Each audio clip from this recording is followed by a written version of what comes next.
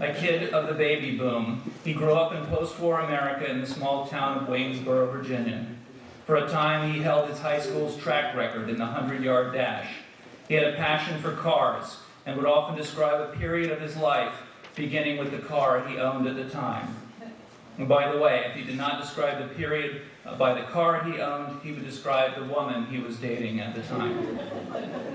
Dad attended the March on Washington and heard Martin Luther King speak.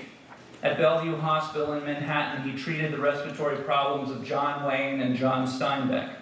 He spent time at Woodstock and woke up to the sound of Jimi Hendrix playing the Star-Spangled Banner. In the 1970s, he attended protests at the University of Georgia, bless you, and spent more than one night in jail. He worked at a dozen different hospitals and was himself an innovator in home health care. He traveled all over the country, often to the beaches of Florida and Georgia, where he loved to schmooze at conferences. He loved to play poker, backgammon, and pool, and he would happily wager on any of them, even if he knew he wouldn't win. It was his way of testing a person's soul. He drove in George H.W. Bush's presidential motorcade and attended lunches with Newt Gingrich and other notable Georgia politicians. He served on countless boards and was recognized for his support of numerous philanthropic organizations. He reinvented himself many times in his career, going from farmer to school bus driver to machinist at the Wayne Manufacturing Company, to a Church of the Brethren minister in training, to a respiratory therapist, to a celebrated manager of Radio Shack, to become in his final 10 years the creator of Pied Piper Pest Control. In an era when many kids go to college mistakenly believing that they will earn a special degree that will guarantee them a lucrative career for the rest of their lives, Dad's versatility is one of his greatest legacies. Many of those who knew him during one of his many incarnations thought that he had been performing that career his whole life. So deeply did he invest himself in the role. Finally, Dad cheated death so many times it is a wonder he lived 70 years.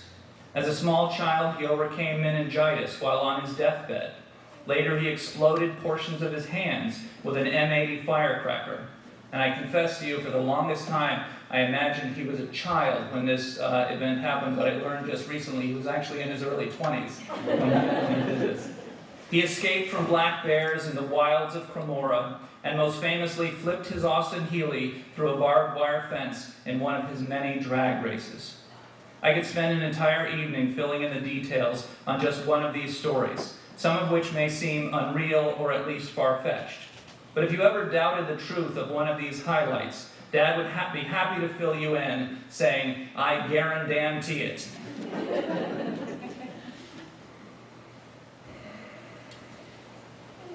Dad was a remarkable man in all of these ways, but there's no greater testament to his uniqueness than the impossible gathering of loved ones he has orchestrated here today. It will surprise the conservatives among us to know that Dad had a deep admiration for the wit and character of Jon Stewart, and that he often took pains to assure his many liberal friends that he was not one of the crazy Republicans. It will surprise his atheist friends to know that Dad could wish any stranger God's blessing, or that he could lead a table in prayer, so long as he was the one leading the prayer. It may surprise many of you to know that in spite of Dad's often macho talk about men's work versus women's work, he was a promoter of gender equality and gender respect in both obvious and subtle ways. It's surprising, too, that for all the times he laid the problems of the world at the feet of bad parents and insisted on small government, he was a passionate supporter of so many children's organizations long after his sons had grown up and moved away. I described this gathering of people as impossible because I think it's fair to say that many of you in this rivalrous day and age would not like each other and might not even tolerate a Facebook friendship. But you were all friends of my dad, and not just casual friends either. I probably don't know a third of you since I left Woodstock 20 years ago, and yet I've heard about you from all the stories he told. The reason Dad was so good at bringing us together is that at the end of the day, he was not so much interested in political affiliation, religious conviction, or geographical and cultural background. My dad just loved people. He loved talking to them, studying them, sharing himself with them. He loved telling people when he did not like them. And he even loved his enemies. Not in the sense that he would tolerate anyone or even turn the other cheek, never. But in the sense that he always believed that understanding between two people was possible. "Looks like I need to take him out for a few pitchers of beer," was his most common reflex when conflict emerged. The ancient Greeks had a word, philanthropia, which is where we get the word philanthropy and philanthropist. Philanthropia means a lot of things, and if this were a lecture and not a memorial service, I would love to tell you more about it. But for now, I will tell you that the most basic sense of this word means a fondness for human beings, a general goodwill toward your fellow human. This goodwill often translates into the practice of matchmaking, introducing two people with common interests who might otherwise never get to know one another. Dad loved to play the matchmaker, whether it was setting someone up on a date, putting a person in need in touch with someone who could help, brokering a power deal between two entrepreneurs, or introducing an aspiring politician to what he called the movers and shakers of the community. The networks that coursed through his brain were vast and complex, and all were hardwired by a love of other people. Dad truly had philanthropia.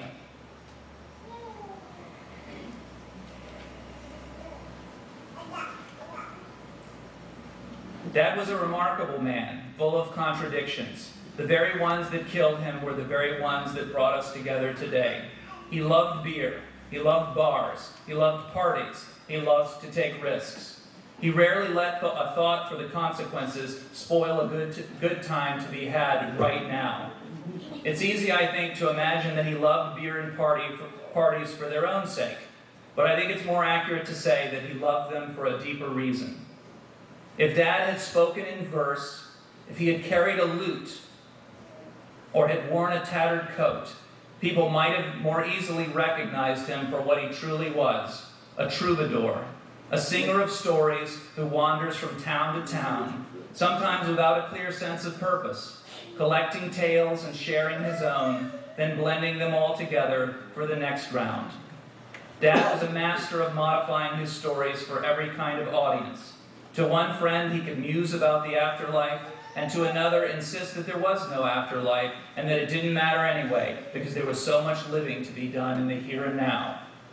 We always felt that he was speaking directly to us, that he was speaking the deepest human truths from the heart. At the end of the day, the beer, the food, the cars, the ventilators, the bug juice were just tools for his art. If in his life he had been paid in cash for each performance, he would have been as rich as Croesus. But poets are paid in friendship and glory. Now my dad has bestowed upon us the role of the storyteller. He died, rather fittingly, on the eve of autumn, the season of the harvest, and it is we who must become the harvesters of his memories, both today and from here on out. This will be a difficult harvest because our great storyteller cannot tell his stories anymore, and so we must find the words and the rhythms. It will be a delicate harvest because we must navigate past the branches and the brambles to discover the purest and sweetest fruit of memory. It will even be a painful harvest because every fruit we pluck, however sweet, must be tinged with the sourness of loss. The sweet and the sour, baby. But this will not be a bitter harvest, because Dad has left us with so much to keep and preserve and to be nourished thereby in the coming cold and uncertain days ahead. All we must do is be like good farmers and toil. I will conclude my remarks with an attempt to harvest a most brief but pleasing memory. I had the chance to see Dad for several days back in August. This was just before the anxiety and delusion of his illness began to hold him in their clutches. We spent many hours talking about familiar subjects like Braves baseball, family, politics, trips we had taken together, and regular jokes we liked to tell, like the one about the horse who walks into the bar and the bartender says, "Why the long face?" There's a note that says, "Pause and wait until everyone gets the joke." Often our conversations turn to questions of human character, for which I credit my dad a great deal in making me a career humanist. So I asked him two questions that I think made for a wonderful period at the end of his life. First, I asked him if his experience with heart surgery had taught him anything about himself. Here was a man who spent most of his time convincing others that he had been down every one of life's roads and had it all figured out. "I've seen it all, I've done it all," he liked to say. But this time he was very reflective about my question and said, "Oh yeah, I've had a lot of time to think about this." I half expected him to say that he had learned something about his own resiliency to all the pain of his recovery, or that he had rediscovered a long-lost interest in something. But he just said, in his familiar way of universalizing life's lessons, "You can't do this alone." And by this, I understood him to mean life. The rugged individualist who always said, "Don't worry about me," was acknowledging for once what we all probably knew. Not only did Dad love people, he needed them. Many hours and many conversations later, I asked Dad a second question. What had been the most surprising thing about his experience in the hospital? And again, I expected him to complain something about the problems of the healthcare system, or how long his recovery was taking. But he answered without the slightest hesitation, "How many friends I have." Where is Stephen Sandridge now? Is he gone? Is he in a better place? Is he in heaven? Is he somewhere in this room, hovering above us? If so, is he using his young body, the body on the picture of this program, or the frail and tired body he took with him to hospice? Is he in this urn? These were not questions Dad ever cared very much about answering. For him, it was much more important to make his presence felt to every person he met while he was alive. And he has left his fingerprints on each and every one of us, even if we can't see them.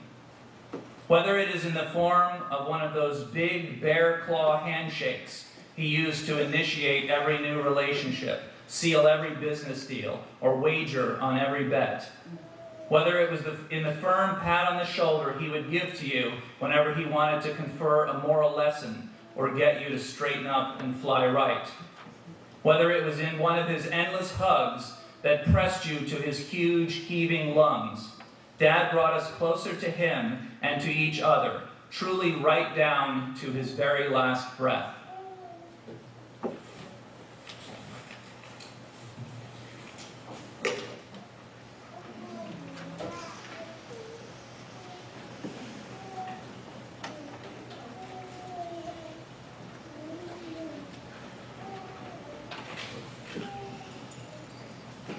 Stephen G. Sandridge, a.k.a. Tubby G. Steve's favorite saying, as Norman stated before, around the house, and appropriate today, is "Don't worry about me, I'll be fine." I've never known Steve to say no when it came to his family or his extended family. And Steve and Linda's house, not long after they were married, became the place to celebrate birthdays, holidays, and family. No matter how bad Steve felt, he was always the model family man and the entertainer. We are all architects of faith working in these walls of time, some with massive deeds and great, and some with pest control. I'd like to close with a quote from Rumi. Goodbyes are only for those who love with their eyes, because for those who love with their heart and soul, there is never such a thing as separation.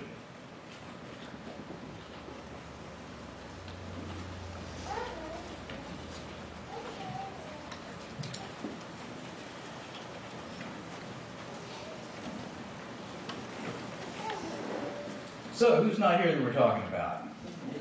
That was a Steveism.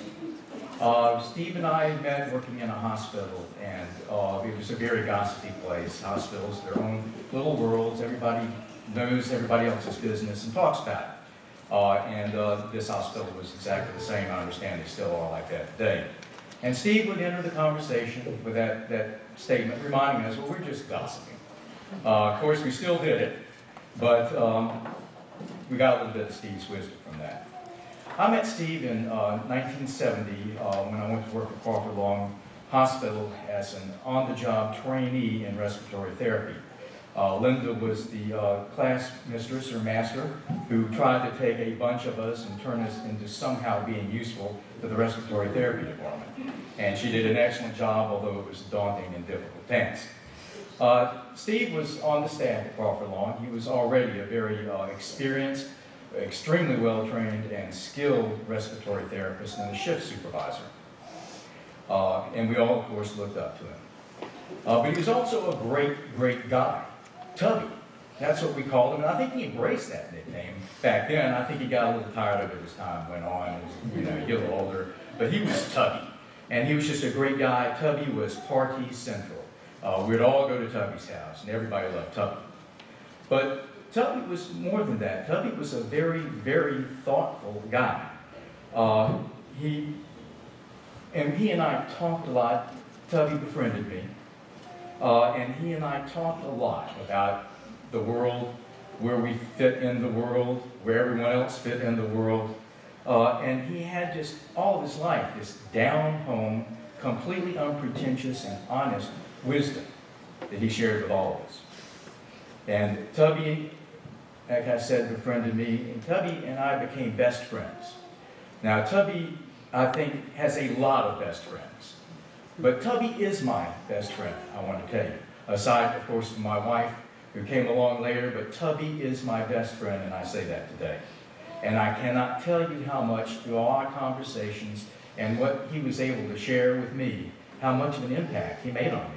It has lasted my entire life, even starting so young.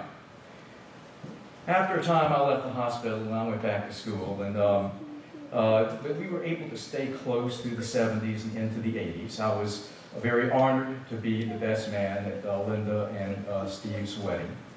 I think my principal jobs were somehow to get Steve there on time, not to lose the ring, and to try to catch Linda if she ran. She made no feint even of running. She didn't look like she was going to run at all. She was a very lovely and gracious bride, and they were married. I will insert one little disclaimer in. If you see some of those wedding pictures, you might see some skinny, hippie-looking, long-haired guy with a big, bushy beard. I will admit that during that time, I was back in school and no one made me shave or get a haircut. But I categorically deny right here that those are pictures of me. No, it's just not me. After all, Steve and I became good Republicans. I couldn't have looked like that. As time went on, of course, we were able to see each other a little bit less as we went on with our lives, but we still talked and still shared our experiences. We were able to watch our families, each other's families, grow up. I never doubted the impact that Steve had on me, and I never doubted that he was indeed my best friend. And I saw that impact that he had on others. It was not just me. And you can see it in the number of his old friends. And I don't mean just age-wise old friends, although there is that. But Steve has more old friends, friends of long standing, than anybody I know. That was a measure of his impact. A lot of friends and a lot of old friends. Steve, of course, went on and led a great and admirable life that we should all aspire to. He was always a productive and good businessman. He became the Pied Piper, of course, as we all know. And of course, his family. He raised his family, and what a legacy to Steve his family is, and how much he loved all of you and loved all your families and your children. Of course, Steve and I continued to talk and stay on the same page, and I will quickly say that we both did evolve from idealistic, strongly opinionated liberals to crusty, strongly opinionated Republicans and conservatives. However, we're not, as he says, crazy Republicans. But he was always a good friend, and I always knew he was there. And I so greatly appreciated that I could pick up the phone and talk to him or have lunch with him. I learned of Steve's death while Karen and I were in the hospital awaiting the birth of our third granddaughter, Avery. Of course, that was a very poignant time for me to hear of Steve's passing, and it makes you think that, well, life goes on. The circle of life continues. Each of us has our own season of our lives, of our jobs, of our communities, but we pass and are replaced by others. And about all of us are replaceable. Maybe, hopefully, not in our families and our closest relationships, but in the greater scheme of the world, we're replaceable. But not everybody is replaceable. Some individuals, a very few, by virtue of the strength of their character, the strength of their personalities, and their personal wisdom, are just simply not replaceable in this world. And Steve Sandridge is one of those who is just simply not replaceable in this world. Well, if you can't solve your problem, get a new problem. That was another Steveism. And that Steve was trying to impart a little wisdom that none of us are so important, none of our problems are so important, that perseverance and dealing with it and getting on with life can't remedy situations. If you don't solve your problem, just get a new problem. But I want to tell you that doesn't work this time. I have a problem in that Steve is gone, at least in the sense where I can pick up the phone, where I can talk to him, where I can talk about our families, and I'll miss him. And that's important. God bless you, Linda, Norman, and William, and all your families. I know that you're hurting, but I know that you're taking comfort in the fact that you were with Steve for so long and the blessing that Steve was to all of us. And God bless you, Steve. God bless you, Tubby. Enter into God's rest. You well deserve it. But I'll really miss you, and you'll never be forgotten.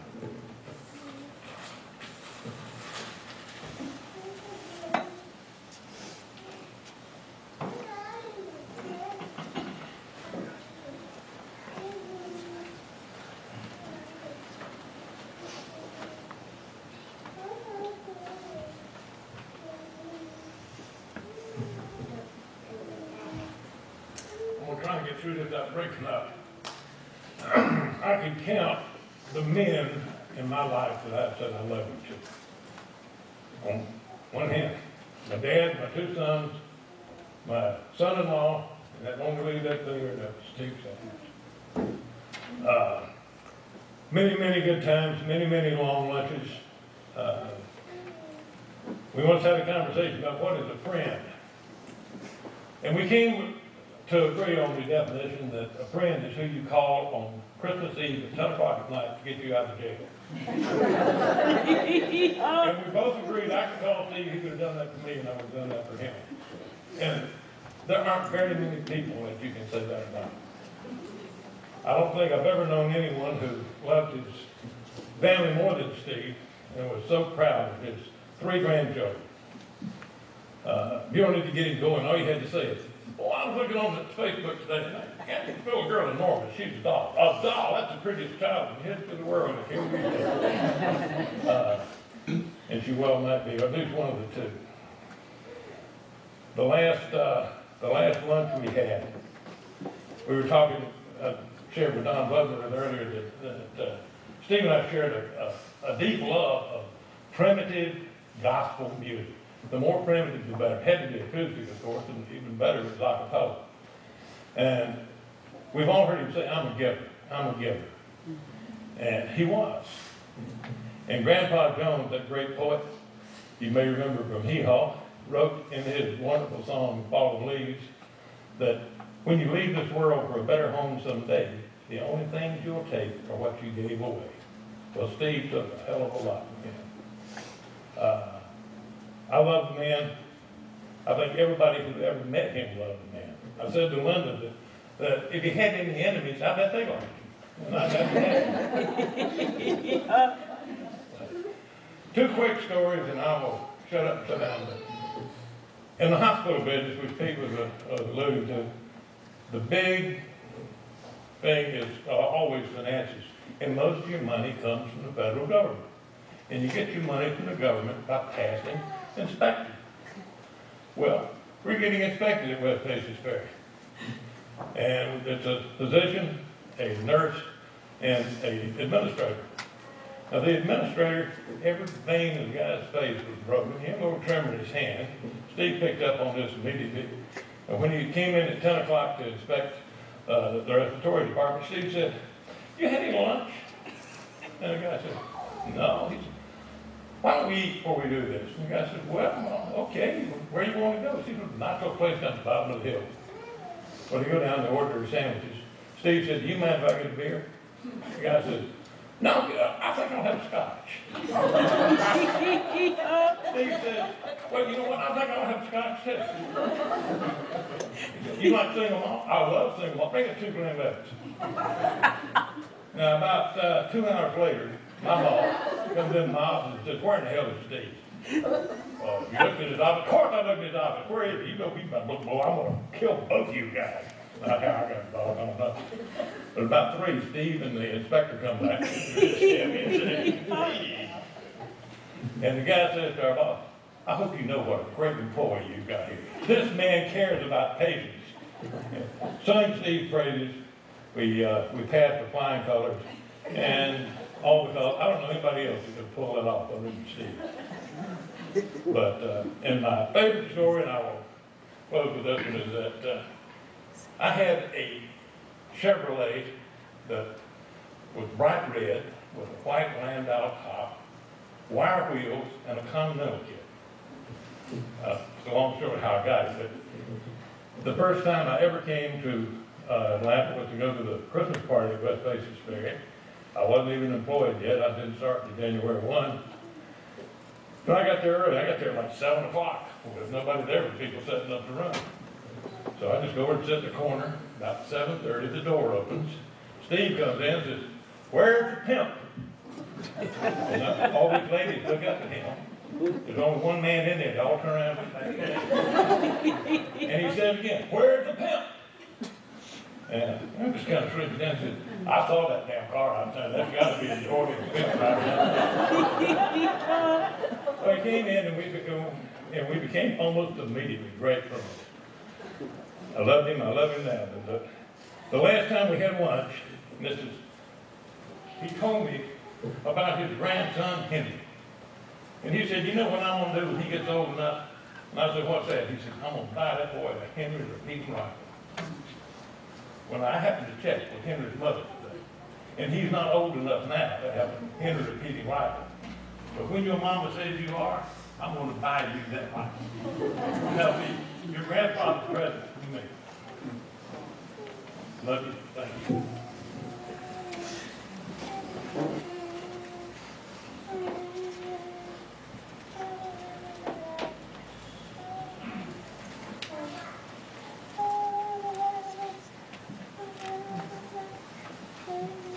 Good afternoon. My name is Alan Jordan. I'm the state court judge up here in Cherokee County. I've been in this county for over 25 years. My name has been on a county-wide election ballot 4 times over the last 14 years. And I can't get over the fact that more people in this county know my exterminator than know me. I've heard a lot of words used to describe Steve, but never quiet or shy. I first met Steve back in the late 90s when he asked me to join the South Cherokee Optimist Club. I asked him, "Why me?" And he said, "Well, we already have the mayor and the city manager of Woodstock in the club, and I think it'd just be a good idea for us to have the judge in here in case I get another DUI. Steve was always planning. Many people got the wrong impression of Steve, particularly anyone who came to speak to the South Cherokee Optimist Club. And when they were finished speaking, made the mistake of asking, "Are there any questions?" Ornery, curmudgeon, cantankerous. Well, that was certainly a part of who he was.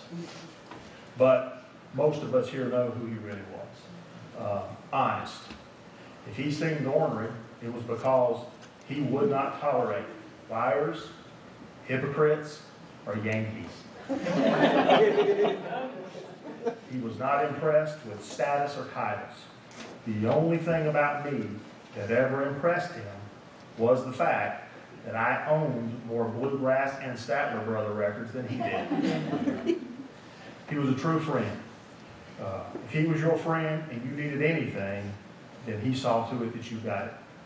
Whether it was driving 40 miles out of his way to spray for bugs at your 90-year-old mother's house because she just wasn't going to let just anybody in her house, or putting up 8-foot campaign signs across this county in July, he was there for you. He was always working to make Cherokee County a better place. He loved to hold elected officials accountable, myself included. He still hasn't forgiven me for taking over the DUI court. He was always working to help young people. He was a founding member of the South Cherokee Optimist Club, whose motto, of course, is friend of youth. He was a partner in education with the school board, always reading to the kids at Woodstock Elementary School. He was always adopting a family for Christmas to make sure they had something to give their kids, clothes or toys. He was always fixing up bicycles for kids that didn't have bicycles to ride at Christmas. And of course, I'm sure Amy will talk to you a little bit about all his hard work on the board of directors for the Anna Crawford's Children's Center. He was a devoted family man to his wife and sons, and he was a hard-working businessman, loved his family, he loved work, loved people. He liked to play about as hard as he liked to work. He taught me a lot. Like judges probably shouldn't drink and gamble, but as long as you were drinking and gambling for the kids, it was okay. Apparently Steve really liked kids. He was an asset to the community, asset to this county, an asset to me. We're all better for having met him and been around him, learning from him, and I know we're all going to miss him, but especially me.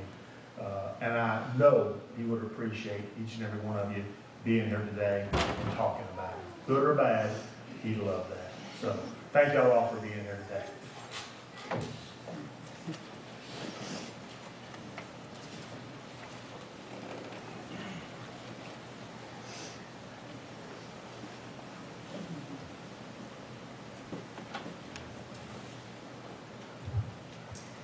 Good afternoon.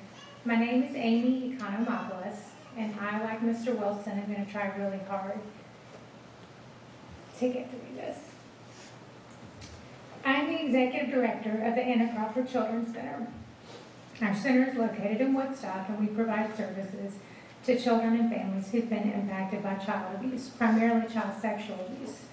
I joined the staff of the center in the summer of 2000.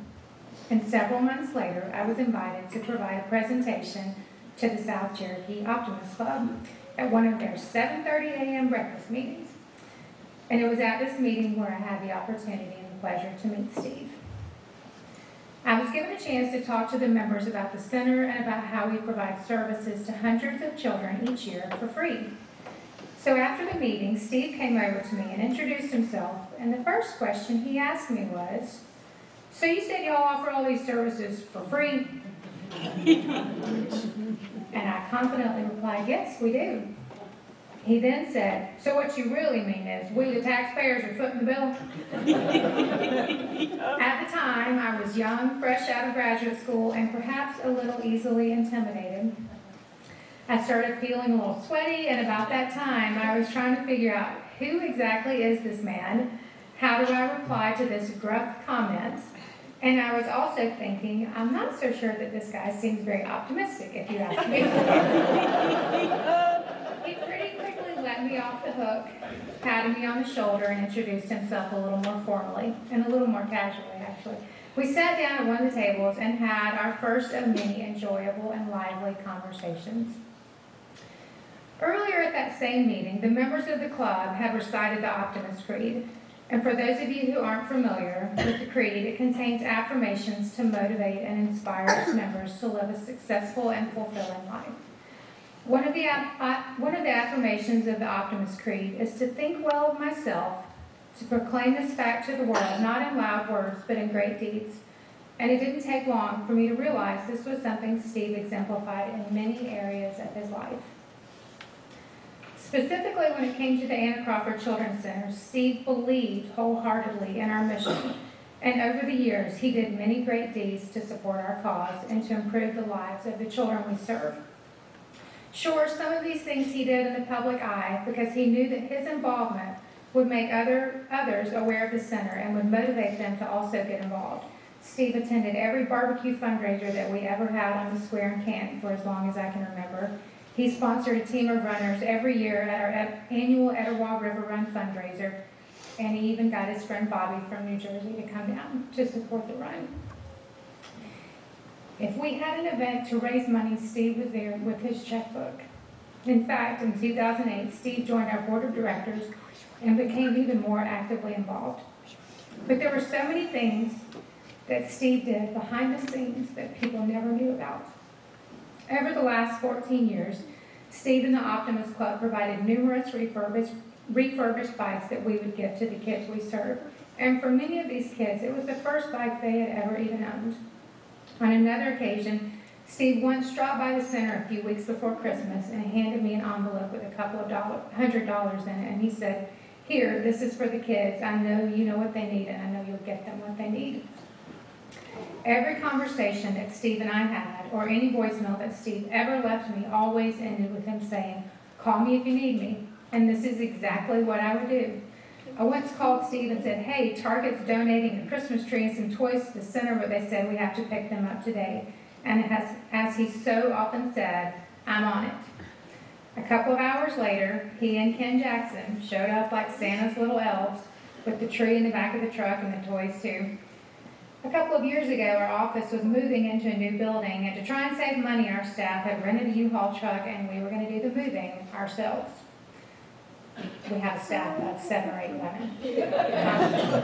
So lo and behold, on the morning of the move, Steve showed up with all of his staff, ready to help, with a couple of dozen Dunkin' Donuts and a box of coffee. Steve was always finding ways to do things that he thought might make it easier for our staff to be able to focus on helping the kids. So when I learned of Steve's passing, I knew our center had lost a very dear friend. And I also knew that I had lost a dear friend. Perhaps some might say that Steve and I were an unlikely pair, but we indeed did have a very special friendship. During our 14-year friendship, we shared a lot of laughs and talked a lot of gossip, as we would call it. But one of the things that Steve and I talked about most was our families. Steve would talk about being proud of his sons, Norman and William, and he was happy that they both found wonderful wives in Kimberly and Ellen. And of course, he enjoyed bragging about and showing pictures of his grandbabies. But above all, Steve was proud of you, Linda. I think he may have told me the story of your first date at least 3 times. And I enjoyed hearing it every time. Indeed, Steve was blessed with a beautiful family, and I know you all will miss him more than words can ever express. So to each of you, my hope is that the sorrow and loss you are feeling in your heart will be lightened by the love that surrounds you and the fond memories you all shared. I am grateful and honored that you invited me to be a part of this service to celebrate the wonderful, generous, funny man that we all knew Steve to be. Thank you.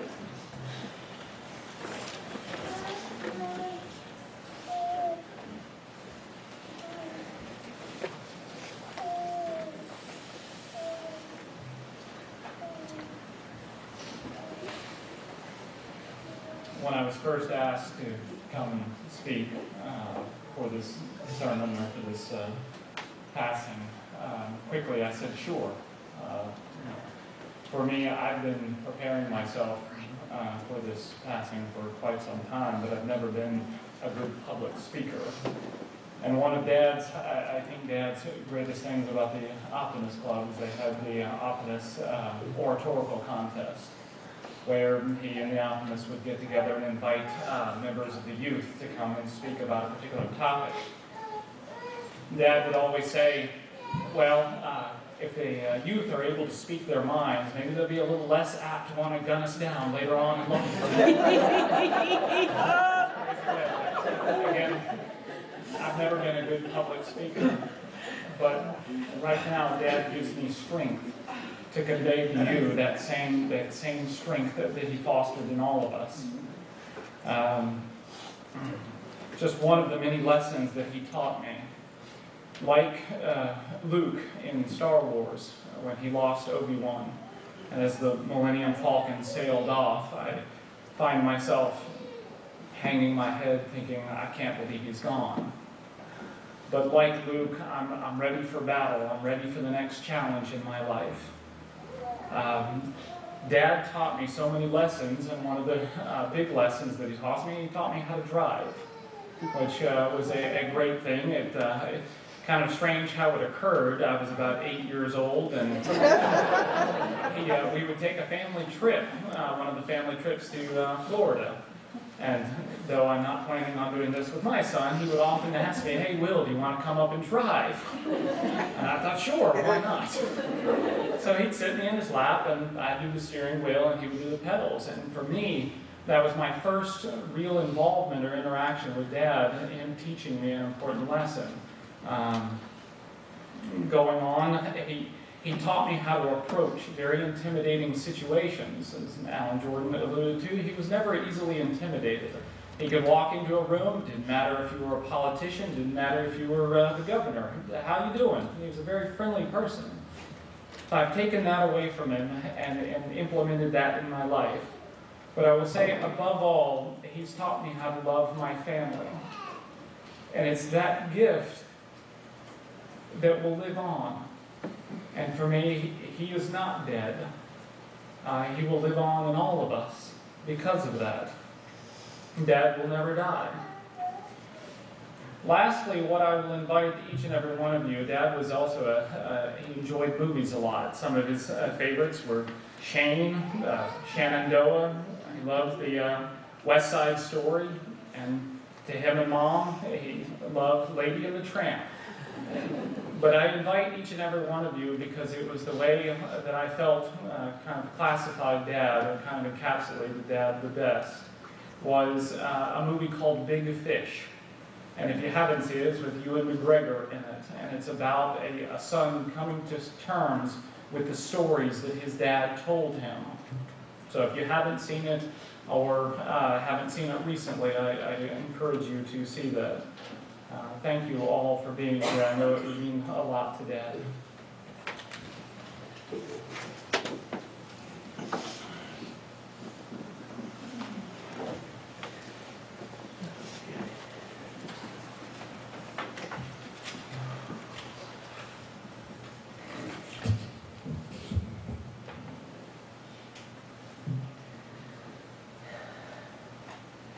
Some bright morning when this life is o'er, I'll fly away to that home on God's celestial shore. I'll fly away. I'll fly away, oh glory, I'll fly away. When I die, hallelujah, by and by, I'll fly away. When the shadows of this life have gone, I'll fly away. Like a bird from these prison walls, I'll fly. I'll fly away. I'll fly away, oh glory, I'll fly away. When I die, hallelujah, by and by, I'll fly away. Oh, how glad and happy when we meet, I'll fly away. No more cold iron shackles on my feet, I'll fly away. I'll fly away, oh glory, I'll fly away. When I die, hallelujah, by and by, I'll fly away. I'll fly away, oh glory, I'll fly away. When I die, hallelujah, by and by, I'll fly away. Just a few more weary days and then I'll fly away to a land where joy will never end. I'll fly away. I'll fly away, oh glory, I'll fly away. When I die, hallelujah, by and by, I'll fly away. I'll fly away.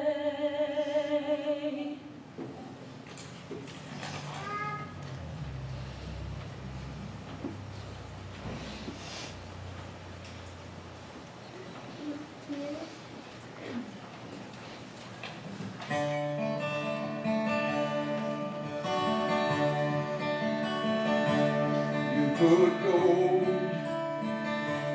on my finger.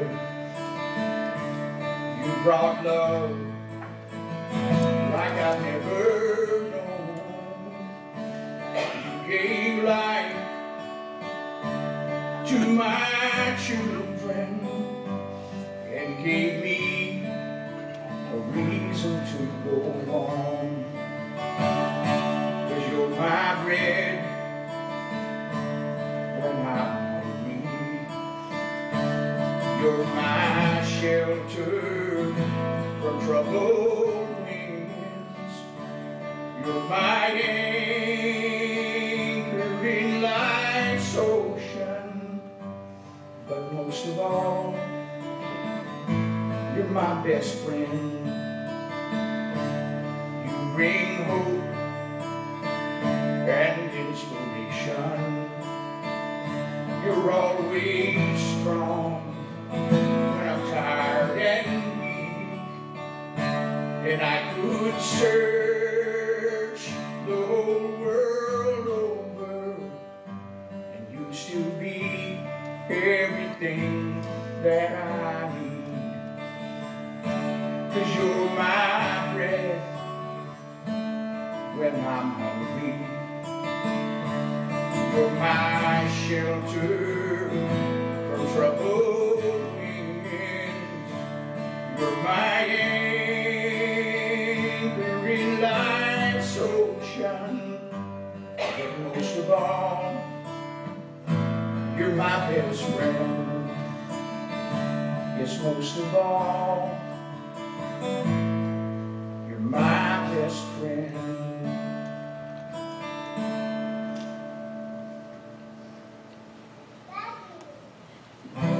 And now another bluegrass song that you loved.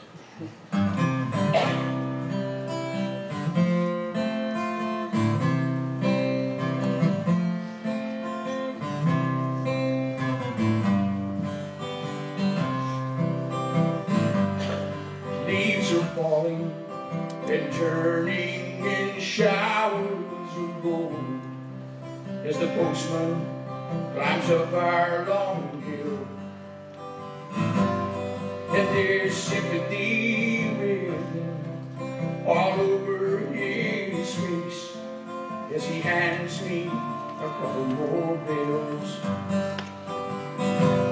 Oh, we'll watch the home place, and who will tend my heart's dear space, and who will fill my empty place when I am gone from here.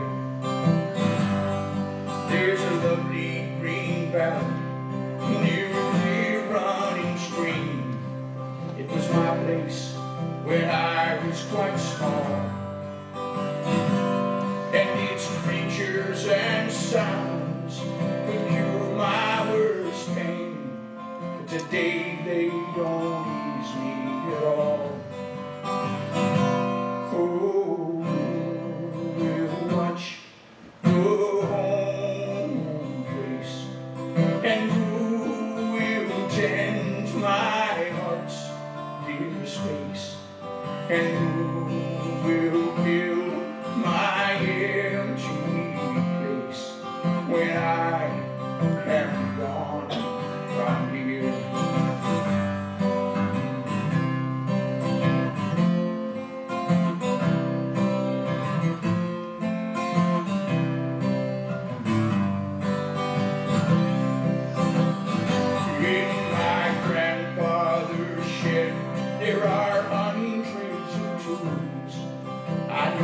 them by field and by name,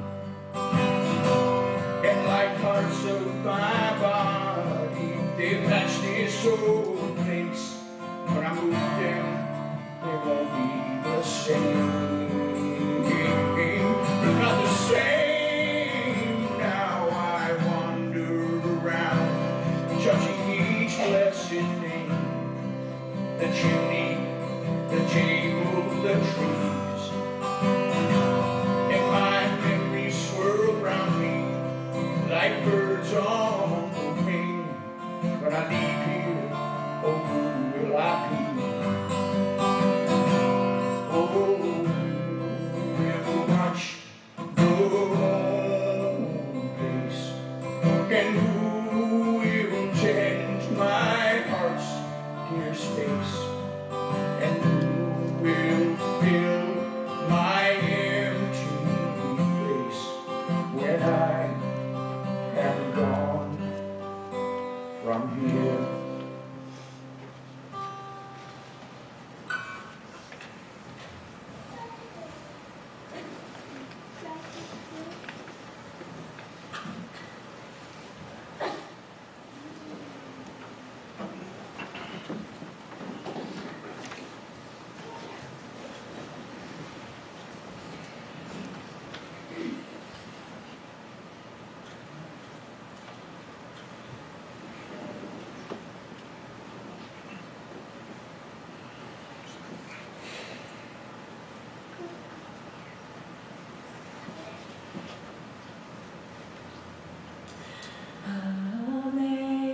Amazing grace, how sweet the sound that saved a wretch like me. I once was lost, but now am found. Was blind, but now I see. 'Twas grace that taught my heart to feel, and grace my fears relieved. How precious is that grace of the hour I first believed. Through many dangers, toils, and snares, I have already come. 'Twas grace that brought me safe thus far, and grace will lead me home. The Lord has promised good to me. His word my hope secures. He will my shield and portion be, as long as all endures. Yes, when this flesh and heart shall fail, and mortal life will cease, I shall possess within the veil a life of joy and peace. The earth shall soon dissolve like snow. The sun forbear to shine, but God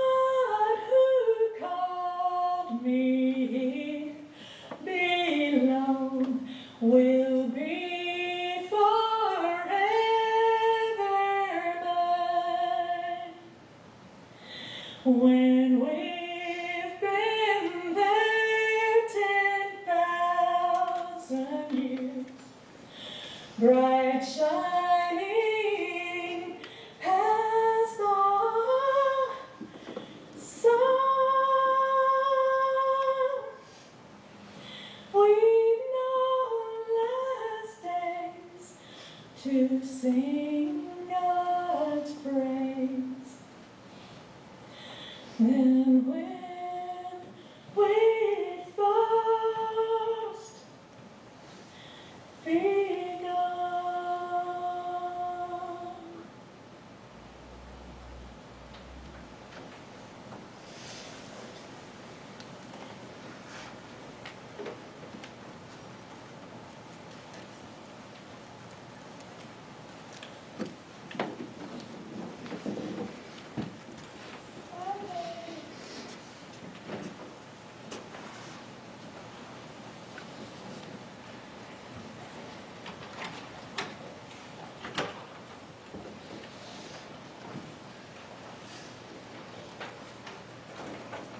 Your eyes, please.